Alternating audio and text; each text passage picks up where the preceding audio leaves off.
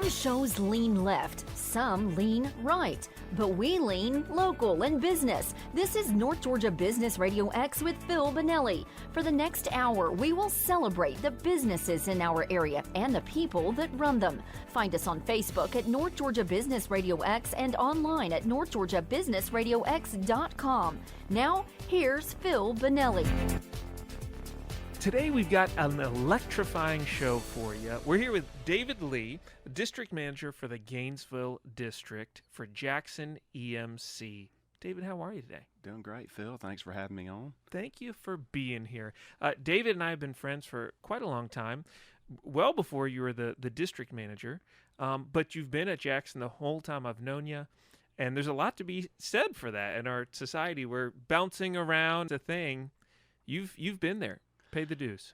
Yeah, that's a great point. I hadn't thought about that, but yes, I've been with Jackson for about 24 years. 24 years. Now started out down in our Gwinnett office and have been up here in Gainesville for, well, let's see, since 2005. So since I'll let 2005. you do the math there. Ooh. But yeah, just a great company, wonderful environment to work in, good people, of course, and so it's been a lot of fun, and excited to be working with Jackson EMC here. So I'm a Jackson EMC customer. Actually, I have 2 Jackson EMC accounts, and many of our listeners are in the Jackson EMC footprint and service area, and so they know, hey, this is who supplies my power. Yeah. This is who I pay my power bill to. But there's a lot to the organization. Tell us about Jackson EMC. Yeah. So I think here we are right at the outset of the program. I'm going to correct the host. All right. Yeah. Here we go. So you're a member. Yes, of I'm a Jackson, member. Yeah. And which is a unique distinction, but you're a part owner of the system, and so if you live or work on the lines, then you're a part owner. And anyway, that does say a lot about who we are. It does. Those are voting members, and gives the community a lot of local control. But it's just a different mindset too. There's other power companies, other utilities around. We like to think this one is unique in the sense that the people who pay their bills are the ones that control the system, and so we work for them. Great organization, though. Just in terms of, yes, we do provide electricity. That's our primary goal. We try to do that, of course, as efficiently and as low cost as possible. At the same time, we're here to improve our community, make this a better place to live, to work, to play, to raise our children and educate our children, and so that's a big part of what we do too. Well, I know you all do a lot to help the community, let's say philanthropically, but even if you did not, and all you did was supply energy, boy, that's making life a lot better for sure. Yeah, I tell you, we joke now about, I suppose, in the 1930s when we got started, electricity was a luxury of some sort. It doesn't feel that way now. It really feels like something we've got to have. We talk a lot about reliability and low cost and where we get those electrons from these days, but it certainly doesn't feel like a luxury anymore, does it? How helpful, though, to stop and think what a luxury it is, and in many ways it is. We have structured our lives around having easily accessible, inexpensive power, so it is a necessity in that way, but just to be thankful that we have a consistent, reliable grid to provide that. Yeah, absolutely. Yeah, it doesn't have to be out for long, does it, before you start missing it? And walking around the house, turning on light switches that don't turn on, but we really get used to reliable electricity, and seems like just more and more stuff around our homes, our businesses, that are dependent on a reliable source of electricity. So, yeah. If you're just joining us on North Georgia Business Radio X, welcome. I'm your host, Phil Bonelli, here with David Lee, District Manager for the Jackson EMC branch office in Gainesville. And as mentioned, I am a member, not a customer. I'm a member. I'm an owner. Yep, very good. As one, thanks for doing a great job. Well, we sure appreciate you, and you know, again, like I said, we work for you, and so we appreciate the feedback, the participation in the cooperative, and so, you know, as an owner, as a member, you're part of what we call Jackson EMC, and so welcome. You know, one thing we talked about is the reliability, and there's a long-term investment that goes into reliability, right? Because you got to put in a lot of infrastructure to handle growth and current need. And the power supply business seems like one where you have both extremes of really long-term focus is important, but also the ability to have rapid response. It always blows my mind when there is a big storm and trees are down on lines everywhere. And those linemen, they get after it. I tell you, those are the real guys that are getting the job done. You're right. When the electricity's out, the storms hit our area, whether that's a winter storm in the form of ice or the occasional summer hurricane, remnants of a hurricane. But when those guys get out there, it is impressive to watch them work as a team, and of course all that's done safely, but it's a delicate balance as we're trying to get folks back on as quickly as possible, but doing that in a way that is safe and doesn't get anybody hurt. But those are just some of the most well-trained professional folks that you will run across in any industry, but especially in ours. We had an event recently down in Perry, Georgia.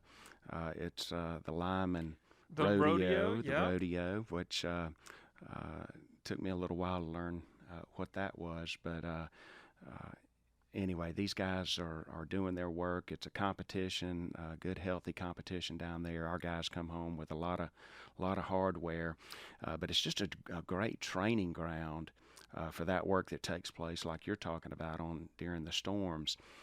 This gives them a place to go and work on their craft. Boy, a great lesson from that. It makes me think of when I was in high school and I worked at McDonald's, which was actually. That was one of my favorite jobs I've had. It sounds crazy. All right. I really enjoyed it. And we did not go out to eat very much when I was a kid, so I don't even know if I'd ever eaten at McDonald's prior to working there when I was 16 or 17. But I'd work in the grill, and so there's just a little screen that pops up with all the orders, and then you've got the actual grill behind you, so you got to stay on top of cooking the meat, so you always have meat ready, and then you're making the sandwiches. And it was fun when it was the busy time of day because it was very high pace and you just got to go. And they had I forget if it was the Grill Olympics or just for all the positions, but they had an Olympics, a McDonald's Olympics. Yep.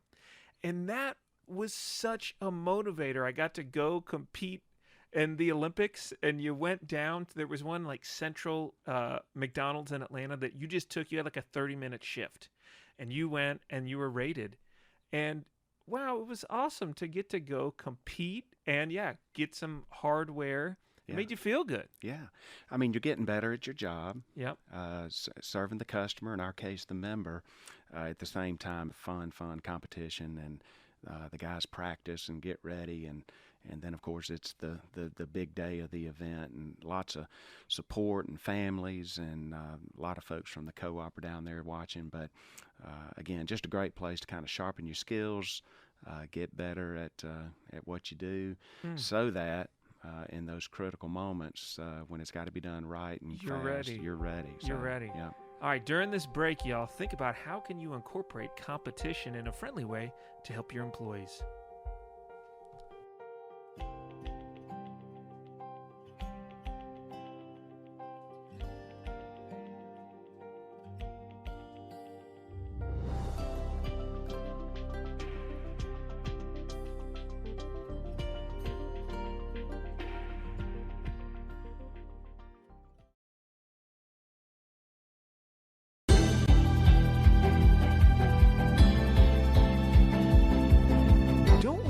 want employees who are shockingly good at their jobs?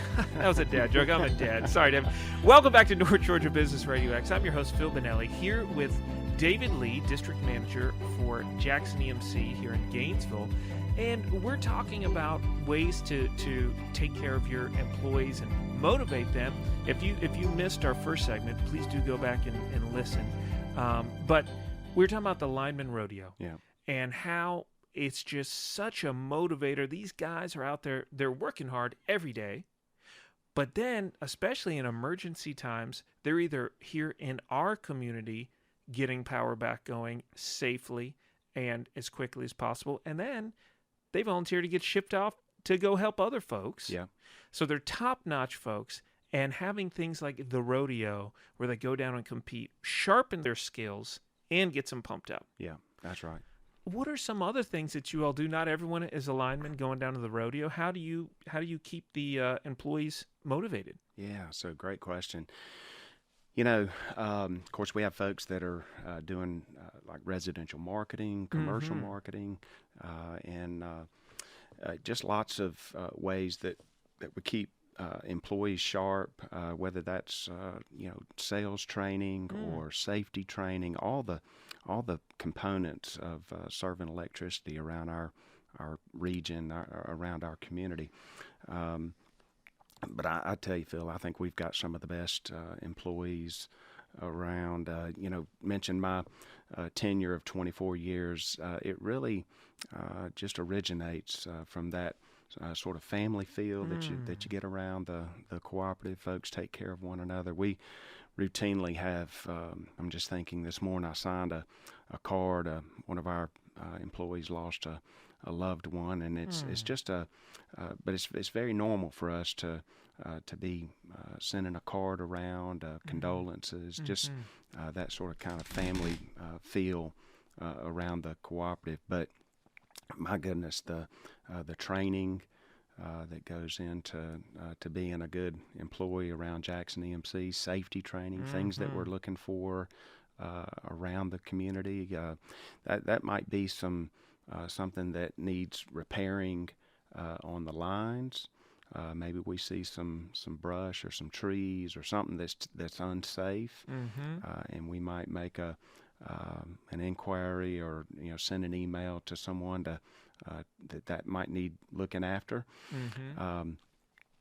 My goodness, just anything around AEDs, or if we're at a meeting in the community, we would probably be pretty good folks to have there, just because we're used to seeing something where we need to contact emergency personnel. Or and what's an AED?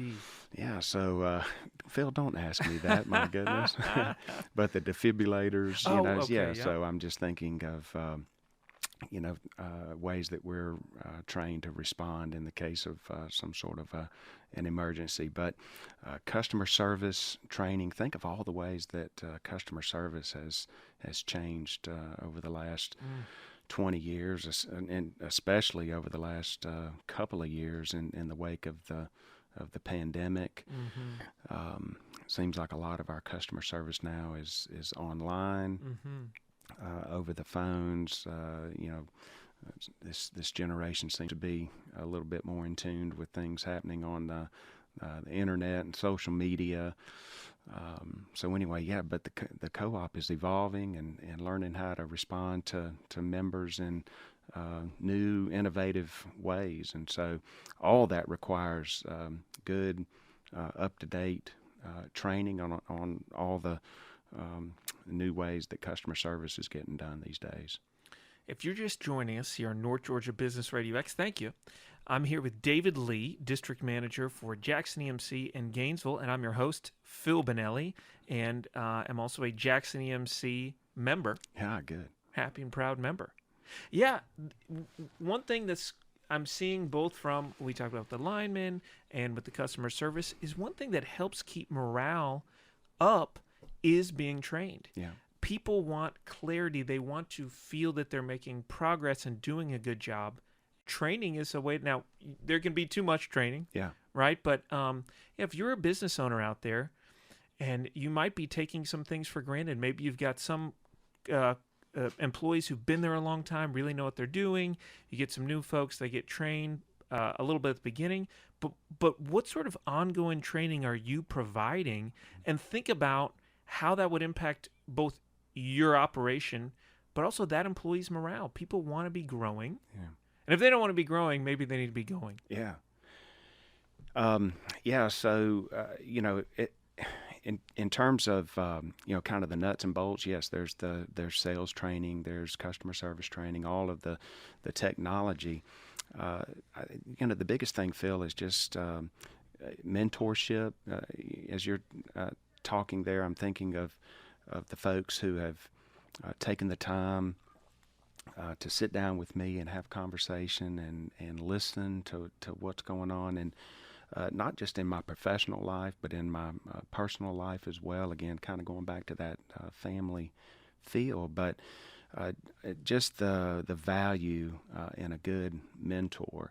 I tell you, if I've long subscribed to the theory, we ought to be mentoring someone. We ought to be getting mentored as well.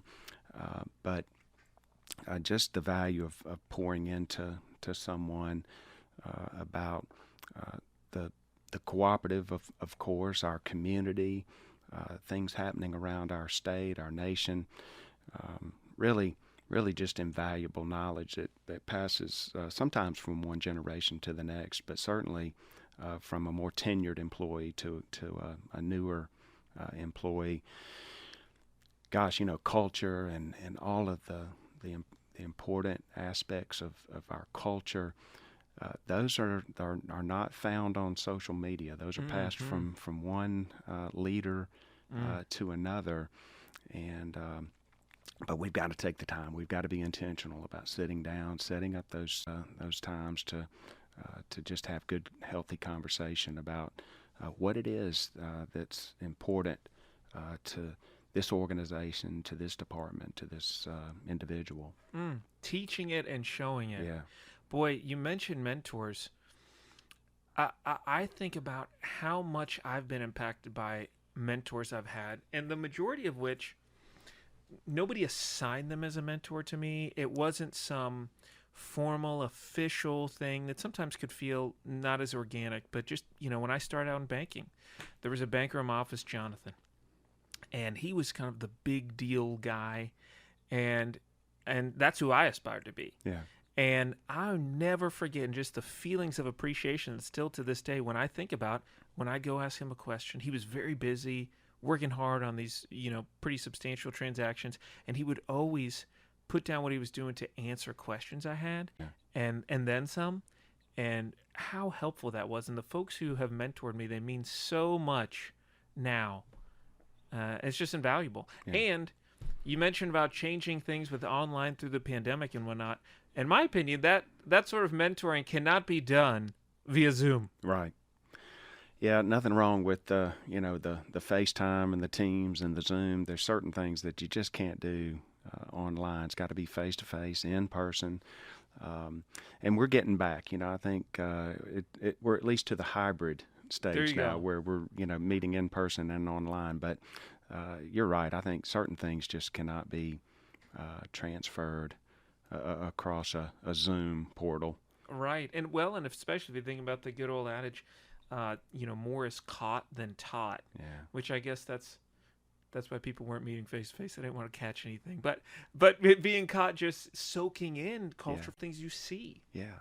And I, as you were chatting there, I was thinking, just those important meetings that take place, impromptu meetings that take place in the hallway as you're walking up and down the hallways of the building. But you just run into someone and have that sort of informal. It just springs up. Yeah. When we come back, we're going to talk more about what differentiates an EMC from other power structures.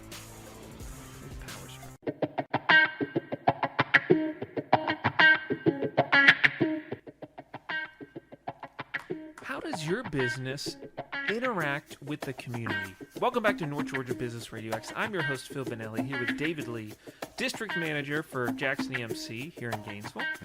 And we were talking about in an earlier segment how much Jackson EMC does for the community. And obviously just providing power, just having the lights on so we can have a hospital and a school and refrigerated food and, goodness sakes, air conditioning is so key.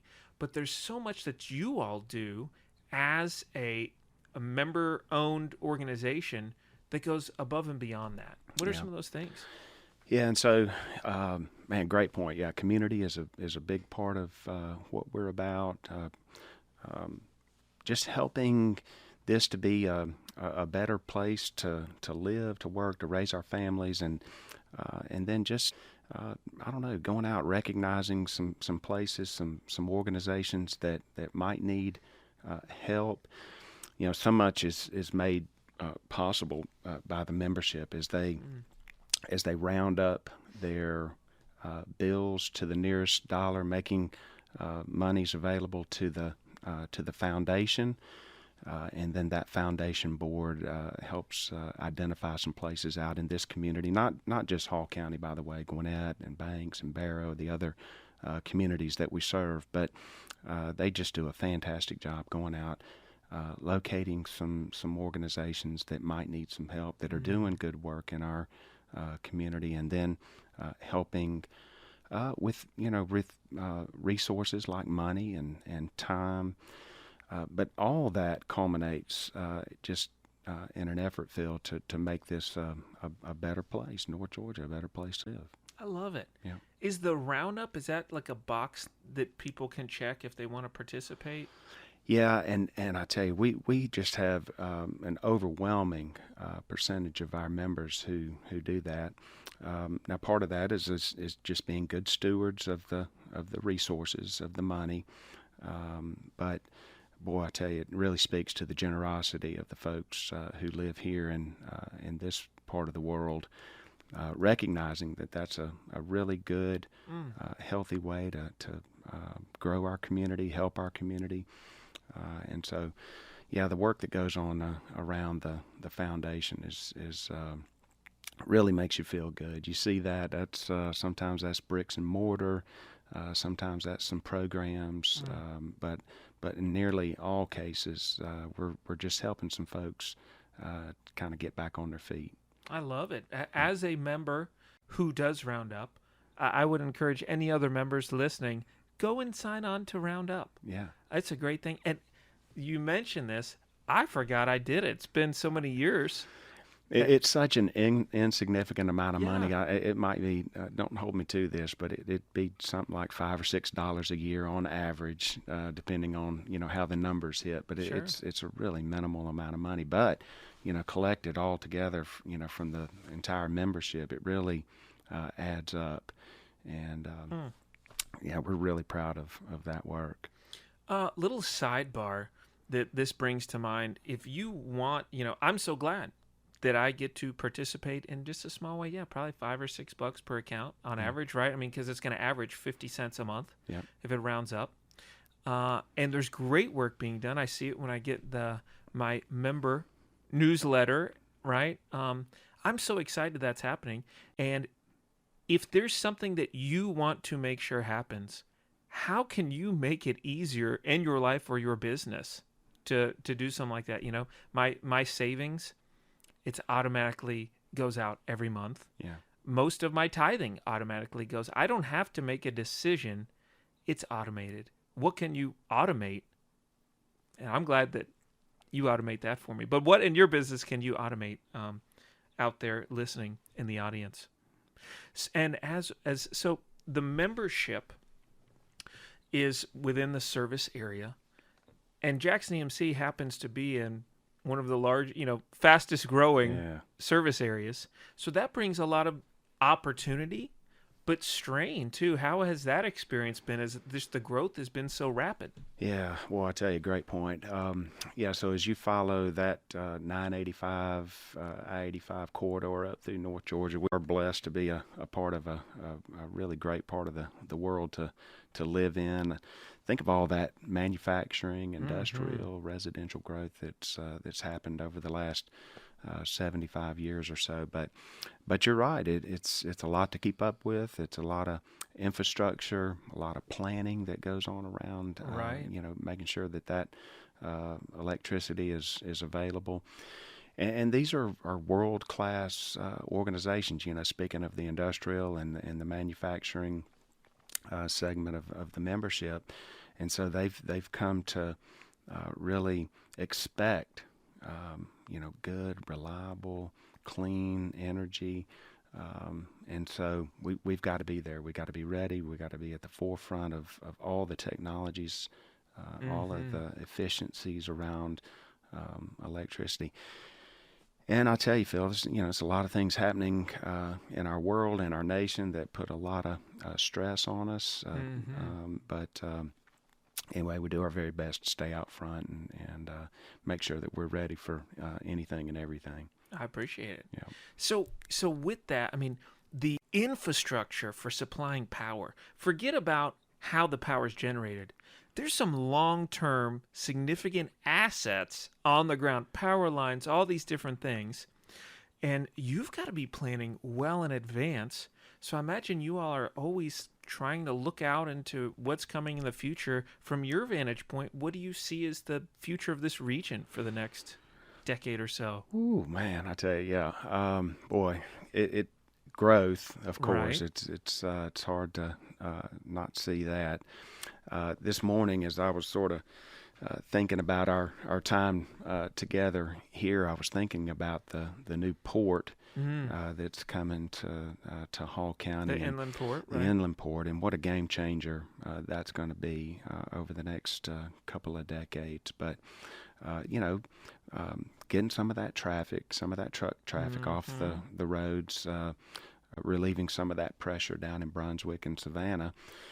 But of course, that's going to bring some new challenges for us here in this region. At the same time, my goodness, think of the benefits of being right here at the helm of some of the growth that's going to happen in this region. And so, once again, the co-op's going to be ready in the planning stages of making sure that we've got the infrastructure there to support all the new growth, not just for our existing industries, our Kubotas, our King's Hawaiians, all of our freezer facilities, but all of the ancillary industries and businesses that'll pop up around those to help support them. And then all the nice air-conditioned and well-lit homes of the people who'll be working there. Absolutely, yes.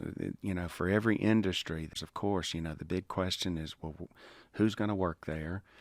Where are they going to live? And so those become part of the conversation too for Jackson. Thinking of people's homes, this is off script, but let me just point out one thing I did through Jackson that to our listeners, I think this is a good thing to do. I got an energy audit. Yeah. And what a great thing, because I was, and again, totally off, but I'm thinking of the homes. I started looking at solar and things like that because that interests me.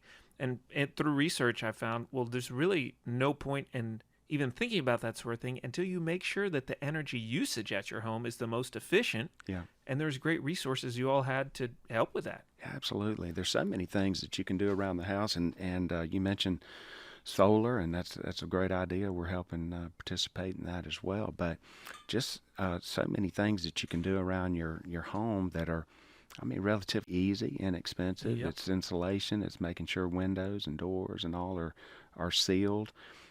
Sometimes it might just be upgrading an outdated HVAC system. But there's some common sense things that you can do. That said, of course, a call, an email to the co-op, and somebody can come out. You can make an appointment. They've got some really trained professional eyes. Come help you take a look. Get you squared away. All right, we'll be right back after this break.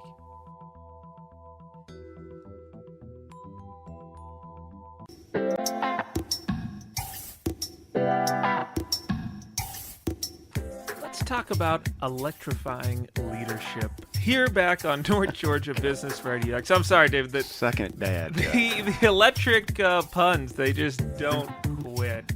I'm your host, Phil Bonelli, here with David Lee, District Manager for Jackson EMC here in Gainesville. And if you are just joining us, welcome. Please go back and listen to the earlier parts of our conversation. Lots of good nuggets there. But David, you've been at the EMC for a long time. You've been at the helm. You've been leading the show here in Gainesville for quite a while. What are a few key leadership takeaways that you could share with the old Business RadioX audience? Golly, boy, that's the good stuff, isn't it? That's the fun stuff. Hey, first off, thank you for having me on today. It's been a bunch of fun. So leadership, that's, there's no shortage of books or conversations online that about leadership. But it really, I don't know, I tell you, it seems like there's a few things that sort of bubble to the top. I just think of either being in a growth mindset or a fixed mindset. I'm not sure where I read that or picked that up over the years, but I've always just tried to stay in a growth mindset, meaning, I'm learning, maybe changing, evolving, even though there's some things that I hold to be absolutely true in certain situations. I'm always trying to grow. I'm always trying to think of new things, open to new ideas. And so in just that conversation around leadership, we talked a little bit about mentorship a little bit ago, just being open-minded and willing to listen and grow, maybe build on some existing ideas or ideologies that you have. But I don't know, it's just, we live in a fairly polarizing culture these days where it's either this or that, you're right, I'm wrong, but I tell you, more often times than not, it seems like it's more both and right. But to get there, you're just going to have to be sort of in that growth mindset, realizing there may be some things you don't realize just yet. Oh, yeah, that's so good. You've got to have a growth mindset. You've got to be looking to grow. And then you have to put yourself in places where you have an opportunity to grow. I did a program, Leadership Gwinnett, because I live here in Hall County, but I work in Gwinnett a good bit as well, covering northeast Georgia. And this program was so great because there was a quite a diversity of views in the program, and all sorts of political leanings, and you just develop these relationships so that folks and you talked about some serious issues where contentious things came up, but because you had the relationships and you were with a group of folks who really was all growth minded, it just really opened you up to listening without your shackles getting raised up, and it was a beautiful thing. And you mentioned the polarization, and something else you mentioned is that there is it's like the world wants us to be polarized the way it's going, but even with folks you disagree with, you probably agree on 90%. Yeah, 90%.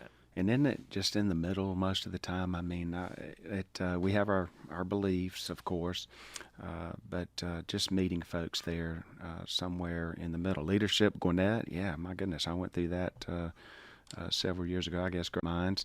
But there's a leadership hall and other programs like it here. But you're right, just the diversity of ideas and people, the relationships,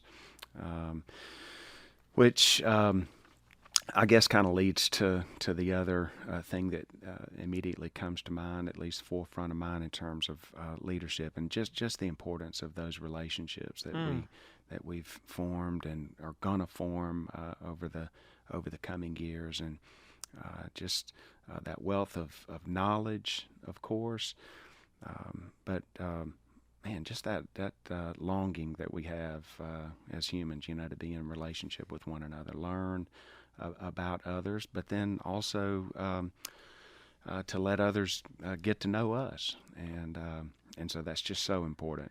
It's so important, and it's the best things that will ever happen to you are from relationships, and also the worst things. Yeah. And there's a verse in Proverbs which I quote and think of, and it's something to the tune of, when the stall is clean when it's empty, but there's much profit in the strength of the ox. And if you want to get work done, you got to have a big ox. Yeah. But, he's going to make a mess in the barn. Yeah. And you got to be willing to accept that. And same with relationships. You got to open yourself up, and it's going to be messy. People are going to hurt you. They're going to annoy you. They're going to think stupid thoughts or think that your thoughts are stupid. But boy, that's where the good stuff is relationship. Yeah, that's the good stuff. But you're right. It's messy, chaotic, even at times. I try to put everything into a box, reason. Everything's got to have a logical point A to point B, but relationships very rarely work like that. They don't. But it's really the good stuff. It's really the stuff that matters. But you're right. There's a place there where you're really making yourself vulnerable. Yep. In order to be in real trusting relationships, and that you're going to have to be open and vulnerable. Got to do it. But when I think about professional lives, folks that I know around the community who are leaders, they've been vulnerable, because that's really where the good stuff comes from. We want to close up to protect ourselves, and we all have different experiences and backgrounds, and some of our backgrounds really have things in them that make us scared and want to protect ourselves. But we only gain strength by being vulnerable and opening up.